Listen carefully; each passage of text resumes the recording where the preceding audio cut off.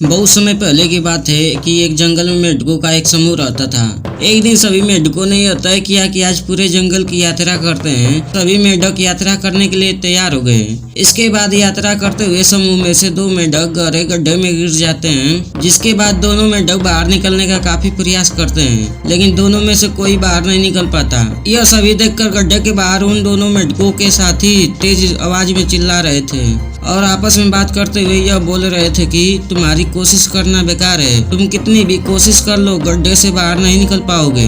गड्ढे में मौजूद दोनों मेंढकों में एक मेंढक गड्ढे से बाहर सभी मेंढकों की आवाज को सुन रहा था। यह बातें सुनकर गड्ढे में मौजूद मेंढक बहुत निराश हुआ और गड्ढे से बाहर निकलने का प्रयास छोड़ दिया और निराश होकर अपना प्राण त्याग दिया। परंतु दूसरा मेंढक अभी भी पूरी तरह से गड्ढे से बाहर निकलने का प्रयास कर रहा था और गड्ढे के बाहर मौजूद सभी मेंढक उसका मजाक बना रहे थे और हंस रहे थे। और बार बार प्रयास करने के बाद दूसरे मेंढक ने एक लंबी छलांग लगाई और गड्ढे से बाहर निकल गया। समूह के सभी मेंढक यह देखकर हैरान रह गए। जब सबने पूछा कि उसने ये कैसे किया, तब मेंढक ने जवाब दिया कि वो बहरा है। वह बाहर निकलने की कोशिश कर रहा था तो उसे लगा कि बाकी मेंढक उसे उत्साहित करने के लिए उछल रहे हैं। कहानी से सीख। उपरोक्त मेंढक की कहानी से हमें यह सीख मिलती है कि हमें जीवन में किसी भी नकारात्मक बात को नहीं सुननी चाहिए। दूसरों की नकारात्मक बातों में ध्यान देने की बजाय अगर हम सकारात्मक सोच के साथ प्रयास करें तो अपने कार्य में सफल हो सकते हैं।